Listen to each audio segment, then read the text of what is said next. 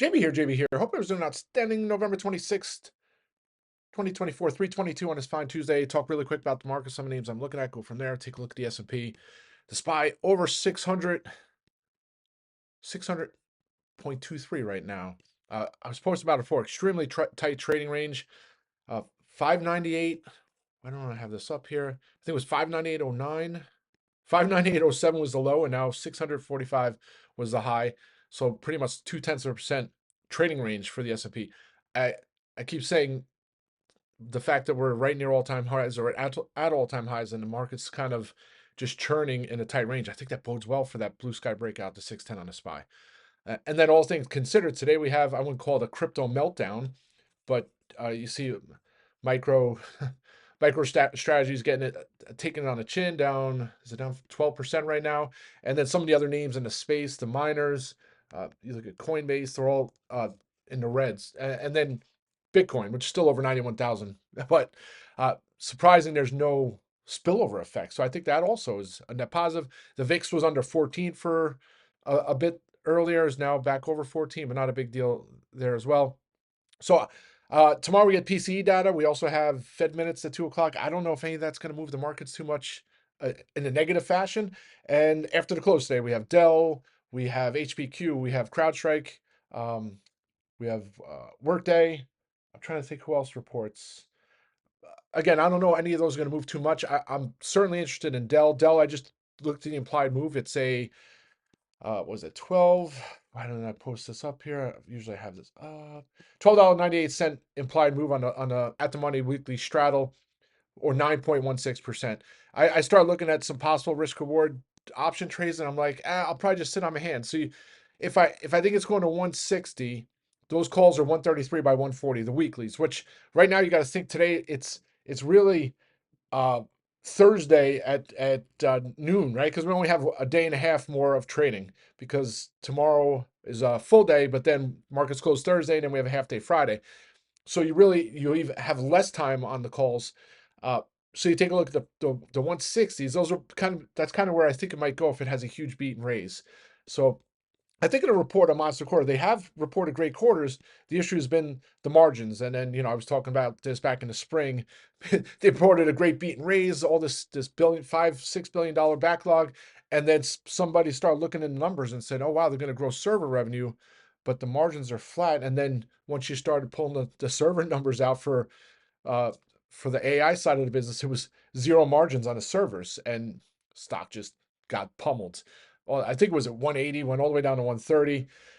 I love the story. And then you have this whole, I won't call it the black eye and super micro, but not saying people are going to, all big customers are going to pull their business, but you have to think maybe just a little bit. So you have that HPQ. I love HPQ, but it's one of those names, doesn't really tend to move too much. It already had its big move back in the spring when I had the calls. So I'll sit on my hands there too. No reason to ruin the week. But those are the earnings. And then kind of disappointing here today, but the small caps, they were up 6% over the last 5 sessions, so down 0.75% right now. The IWM still over 240. I think it holds that. That bodes well. And that's that. Just really quick too on MicroStrategy. And I try to figure out exactly.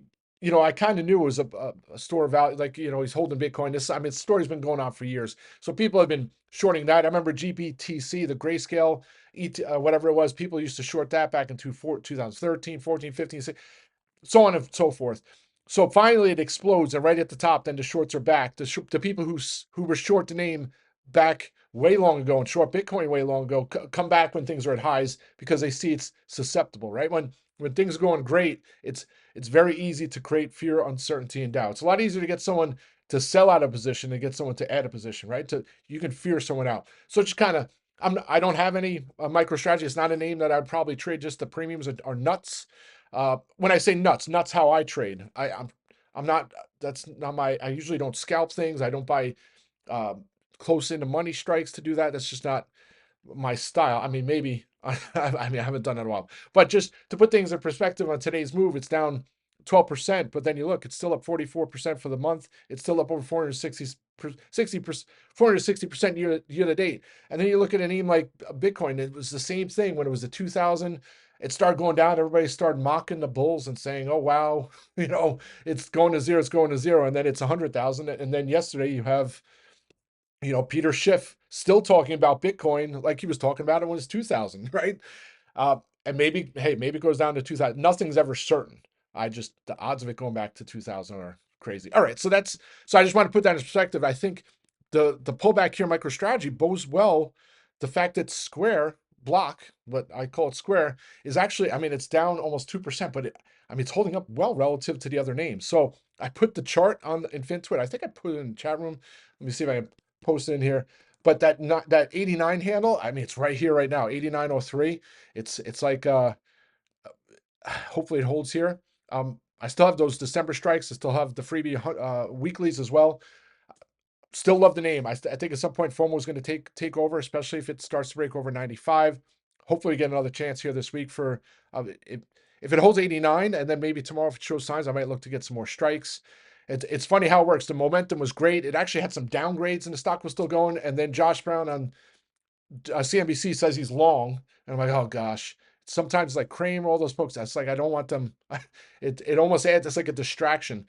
And then it gets an upgrade this morning. You're like, oh, it's similar to what happened with Lemonade. It actually does better sometimes, I think, when it defies what the analysts are saying. But still like Square. All right, so some other names really quick. So Lemonade, I keep looking at it, and I was like, I could hold it the December strikes for another to 60, but then the thought process in my head is that the higher it goes, the premiums might creep out. The longer closer it gets to December, premiums might start to creep out, and then all it's going to take is one hit piece or something. The stock might be down $8 the next day, and I'll lose those. So I'm like, let me just lock the rest of December's in.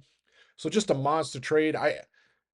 Trades like that don't happen very often. So number one, you got to make sure you lock it in when you can, right? And number two, it's it can make up for other trades. So part of how my strategy trading the options is like some are going to expire. It comes with the territory. There's no one who has 100% track record of trading up. It's just, I mean, maybe there is someone. I don't know who they are. And if they tell you, they're probably lying to you. But it, to offset some of the small ones that I put on, because I'm all about controlling risk, right? Small place, calls or puts turn into big, right? And if you put a big position on, they turn into small very quickly. So hopefully that'll mitigate some of the trades over the next couple of weeks and months. But Lemonade, I might revisit at some point. I mean, it's great. People talk like it's the next, might go over $100 into 2025, possibly. I think a lot of that, I wouldn't call it easy money, but the big 1,000% gainers or whatever, kind of already, that's it. Now the premiums are all cooked, so it's very hard to get that kind of return again. So I'll probably sit on the sidelines until it either cools off or I see another opportunity. All right, that's Lemonade. Peloton was nearing, it actually broke over $10 for the first time in a year and a half. I think it was summer of 2023, last time it was over $10.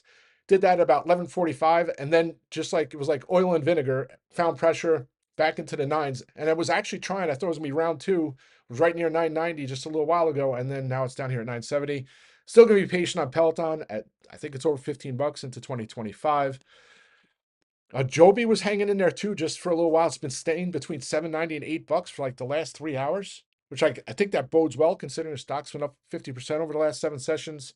I'll continue to hold my strikes. That's why I was saying it yesterday. I think around the same time. There can be great days. Markets rallying. You're up. Small caps are up 2%. All the other names you're in are up 10%. I mean, TDOC was up 13% yesterday. Joby was up 15%. You're feeling great, and then you get overconfident, and you get overly aggressive, or you don't take profits, and then you have a day like today where it's some churn, some profit taking, and now those calls are up a couple 100% or not up a couple 100%, and it becomes disappointing. But it becomes less disappointing if you take the profit. So thankfully, able to lock some of the Joby calls in, and you know what? If there's more weakness, I had the lines here. I think it was 775. So that was the big spot. It held that today. If that holds, and then maybe into tomorrow, maybe I'll look for more strikes, but I'm just going to continue to be patient. That's Joby. TDOC disappointing. And I don't know if TDOC, it's down nearly 5% now. It was just 4% until a little dip just a minute ago. I don't know if some of it's Zoom earnings. Zoom actually had a good quarter. I guess just not enough. And I was actually looking at Zoom before, and it was 81.50. I'm like, oh, this might look good for a bounce. Sure enough, it's 83.50. Again, I don't want to be adding too much stuff right now, but that could be a spec name. But anyway, in regards to Teladoc, similar story, up a ton yesterday, was up Friday, locked in some of my January, December strikes for some nice gains, and I'll hold the freebies. And then maybe if it finds support, and I don't want to see it break the 200-day moving average, which is that big area that I talked that hadn't really traded for any substantial length of time since the start of 2021. So you're talking nearly 4 years since it's traded solidly over its 200-day moving average, and that's an important trend line. If it holds that, I think that's a great sign. And then I think 15, and call me crazy, 20 investor day on, I think it's December 12th. So that's Teladoc. Travelzoo just hit $20 a minute ago. It's moving too slow. Calls. It's at some point I'll add some strikes. Someone name it just almost looks like if there's the breeze blows the other way, it's going to fall 2%. If breeze blows the other way, it's going to go up 3%. Still like this into 2025. It could be a 30, 40, even a $50 stock if they're able to execute. I'm certainly going to be in something before their earnings because I want to hear guidance on that, but it'll be like more of a spec position.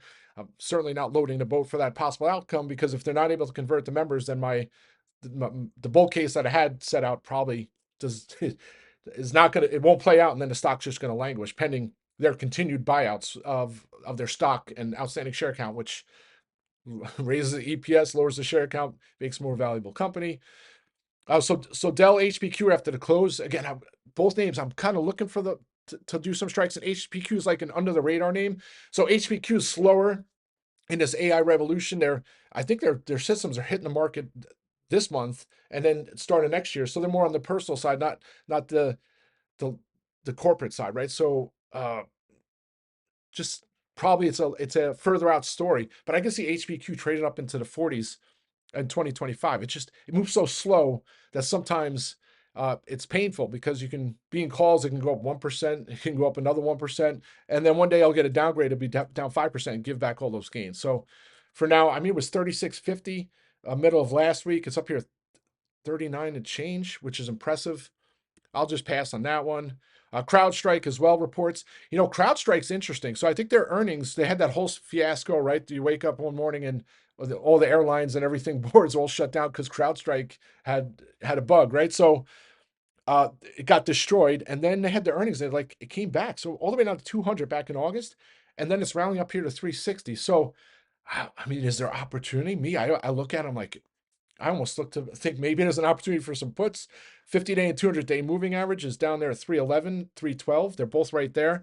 The flip side of it is it has a potential golden cross, right? So the golden cross is when the 50-day crosses over to the 200-day moving average. That typically implies that the short term, that it's in a bull trend, right? It's in an uptrend. Maybe it's negated with some earnings. I'm not trying to do too much today and ruin the week and last week, so I'll probably just sit on my hands, but certainly interesting. And then the two other names I mentioned, on the watch list this morning and yesterday afternoon, Intuit, right? So at some point, maybe that I'll be looking for some puts.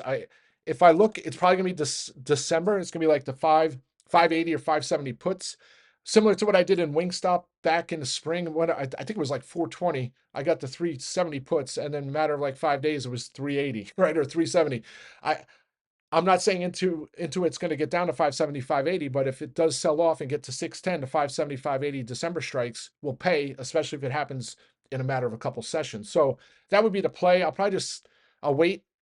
I mean, today I almost pulled the trigger and then it bounced all the way up to 640, but now it's melting back. It's a couple more bucks, I'll be back in the red, but certainly an interesting name. And then I was looking at pool calls, and this is, Warren Buffett added a position.